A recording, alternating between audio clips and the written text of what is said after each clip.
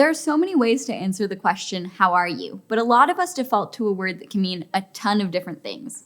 Fine. You can say, I'm fine, or even, I'm fine. You can say it in an email to your boss, but firing off that word without an introduction or sign-off might totally confuse them. Wait, that's not what you're supposed to say. There should be other things before and after the fine. All of these contexts change and influence and sometimes even determine the impact of this F word. Technology, in particular, offers a ton of contexts that affect our messages, from email to Twitter to comments in a Google Doc. No wonder it can get overwhelming to send an email. But we're already cross-media composers, writers who constantly respond to the different needs and benefits of the media we use. And, with practice, we can get better at crafting messages across different media, a move known as remediation. By the end of this video, you'll hopefully be feeling, well, if not fine, at least a little better. We're talking about remediation today in Study Hall Composition, presented by Arizona State University and Crash Course. I'm Yumna Sami.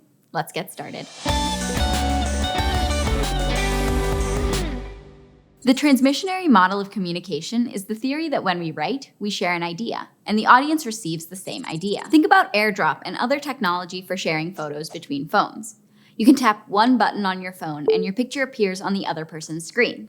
That's a direct transmission. But in our previous video, we began discussing a famous quote from media theorist Marshall McLuhan: "The medium is the message." A medium is anywhere we compose or share a text. It's like the string between two tin cans when kids play telephone. Your message has to travel through the medium before the other person receives it, and the medium affects what does and doesn't show up on the other side. McLuhan's point goes against the transmissionary model of communication. He says that our ideas don't go straight from our minds into our readers' minds unchanged.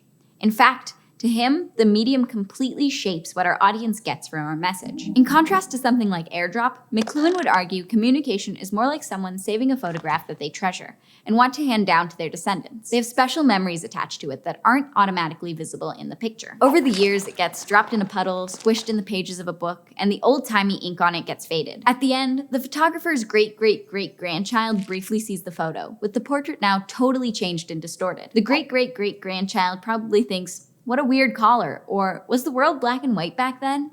rather than thinking about the fond memories that the original person saw in the photo. The medium of physical photograph completely changes the way the photo is perceived down the line. Our own writing experiences can further disprove the transmissionary model. Most of us have tried to write something at some point and said, "Ugh, I can't say what I really mean." Even translating from our heads to our writing is an interpretation and a way our original message can change. Plus, the medium shapes what we can say, and then the reader further interprets the message based on their experiences and expectations of that medium. The whole process is complicated and subjective, and it's kind of a miracle we can communicate at all. So while the transmissionary model is oversimplified, McLuhan's model isn't perfect either. Media aren't the only things that change messages. The messages themselves are up for interpretation by the writer and the audience.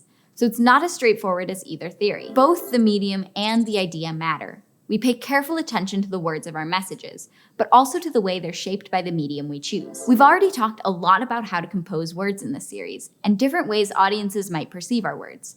So in this video, I really want to focus on media, because all communication is mediated, expressed through a medium. And especially these days, there are tons of digital media, like how emails and text messages and social media are all examples of mediated communication. Even if we write with a quill and ink on parchment paper, that medium still shapes what we can convey to others. I mean, I write way less words total when I'm writing with a quill because it takes a truly tedious amount of time. I can really get going when it comes to blog posts because I can type super fast, and I'm really passionate about my recipes for vegan birthday cake. All media come with limitations, but they also create opportunities and options. We call the things you can do within a medium affordances. For example, an affordance of text messages is the ability to use emojis to convey how you feel about a particular conversation, which can be very useful. Face-to-face communication may lack things like the ability to cite our sources in footnotes, but it does include inflection, facial expressions, and body language, all of which communicate extra complexity.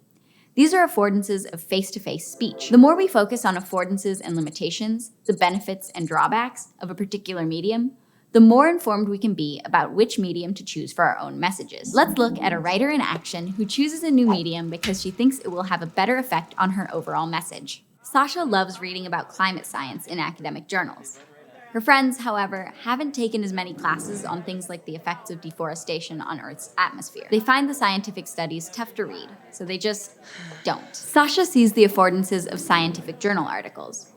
For people who are trying to learn more about environmental science, like she is, these journal articles include as much specific info as needed to push their knowledge forward. On the other hand, she sees the constraints of an academic journal article, like how it doesn't have a lot of eye-catching pictures and uses language that not everyone understands. So to share her knowledge with her friends and others, instead of just writing her own scientific studies, Sasha remediates some important messages about the bad consequences of deforestation. She decides to start a YouTube channel where a cute cat will sing catchy songs to teach people about how and why they should preserve forests. Kind of like Smokey the Bear, but for Gen Z. In this case, YouTube is a great place to reach a wider audience. Use some funny and adorable cat pictures and share the key takeaways of the scientific research. If she's lucky, they'll even get stuck in people's heads. Another affordance of catchy songs. That might make people think twice before buying unsustainably harvested products. As with any remediation, Sasha has to be careful that she's not interpreting the original articles incorrectly, and there's a chance for losing some important stuff in translation. But knowing the affordances and constraints of each medium can help her address her specific audience and communicate the best way she can.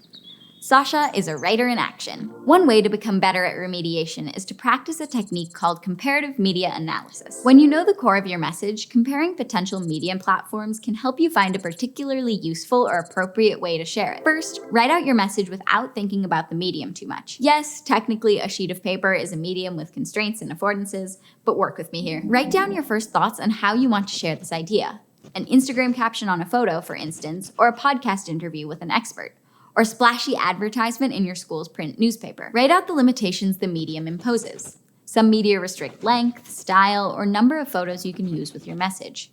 Some require people to read, while others let them listen. Next, write some of the expectations of the medium, which can be limitations or affordances. Audiences expect a certain type of message to get into a school newspaper, for instance, and they expect that an Instagram caption will be connected to its photo in some way. Then think about all the special positives or affordances of the medium. Academic writing, for instance, lets you carefully share all of your sources.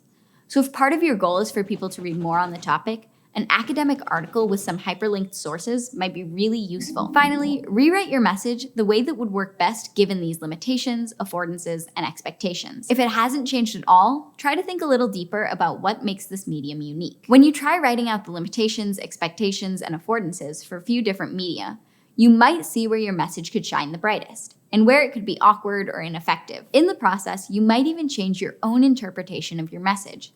Maybe you find some core point that you hadn't anticipated. Imagine if Sasha realized that she wants to address all kinds of air pollution, not just the impact of deforestation. Maybe it's harder to make a song about air pollution, but she could make some infographics to share alongside her videos. We never really arrive at a perfect medium for a message, so we keep trying things and attempting new remediations over time. Sure, sometimes you'll have to stick with the medium given to you. Your boss may not let you deliver the weekly report as an interpretive dance, even if you think you've perfected your message in that form. Still, comparing multiple media can help you understand what your audience will see in the message when they view it through your particular medium. As we've discovered, media contexts and remediation are both messy and complicated.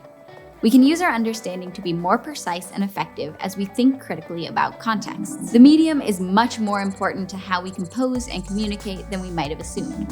So limitations, affordances, and expectations of the medium play a big role in the message that our audience receives. So don't overanalyze it, but do pay attention. Be aware of your media and beware of how people tell you that they're fine. Join us for our next video, where we'll talk about how strategies and ways of appealing to our audience can help us achieve our purposes for writing. Thanks for watching Study Hall Composition, which is produced by Arizona State University and the Crash Course team at Complexly.